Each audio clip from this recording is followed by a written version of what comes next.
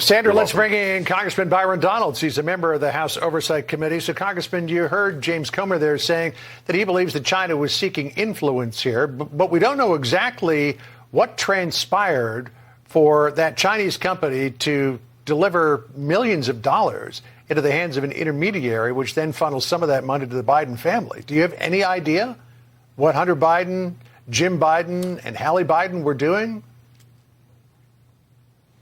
Well, I'm not quite sure what Hallie Biden was doing because her vocation, as she says it, is as a school counselor. So it's lost on me why she was getting tens of thousands of dollars. But let's be very clear. They were getting the money for something. We don't have that information yet, but we're going to go find out because this investigation is not slowing down. It's just speeding up.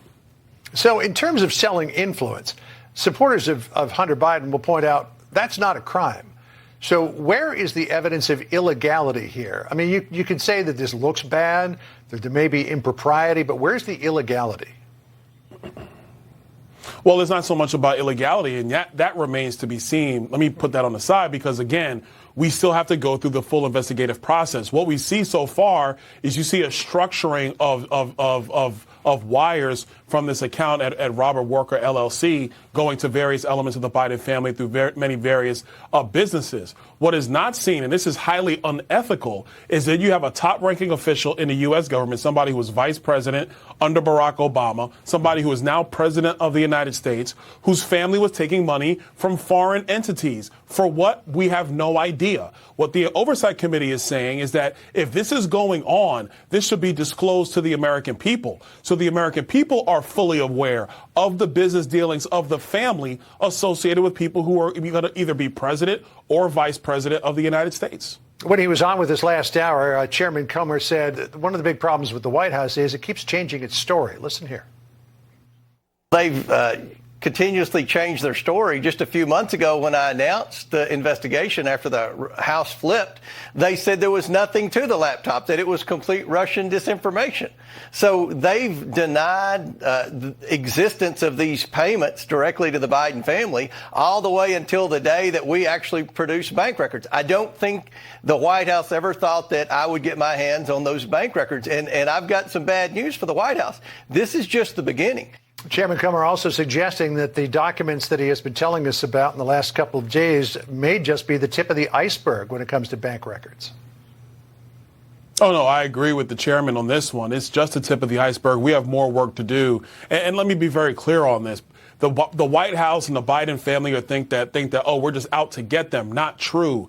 This is a major ethical issue with the person who is the leader of our country. If he is setting domestic and international policy, in part being put pressure on or implications put on him because of the dealings of his family and also his dealings through his family over the last 10 years, that's a major issue for the American people. That type of implied pressure, whether real or perceived, should be known by the American people through disclosure. And I think that's what the Oversight Committee is doing. We're going to continue to investigate this. This is not gotcha politics. If you're going to make the Green New Deal the energy fabric of the country, then tell the American people that you have to get the minerals from cobalt mines in Africa using child slave labor, and that the batteries are put together in China, and the Chinese are going to make massive profits while we get green. But is the Biden family, are they getting money as a result of this as well? These are things that the American people need to know. This is why the Oversight Committee is going to continue to push.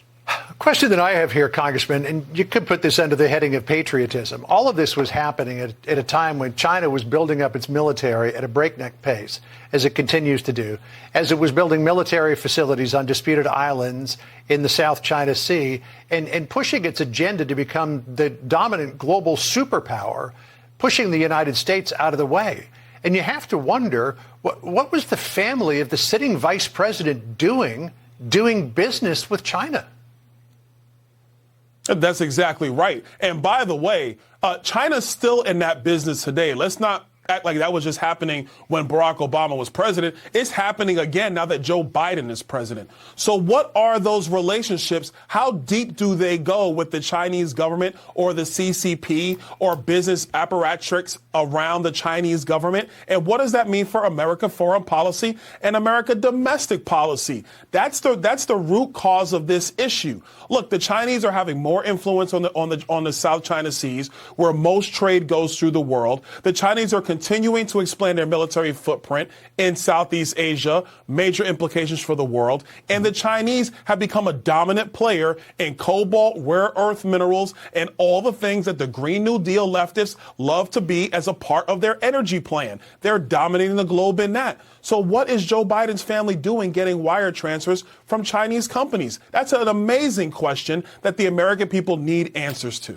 Well, we'll see if the committee comes up with that answer. Congressman Byron Donalds of Florida, thanks for being with us. Appreciate it. Hope you have a good weekend. Anytime.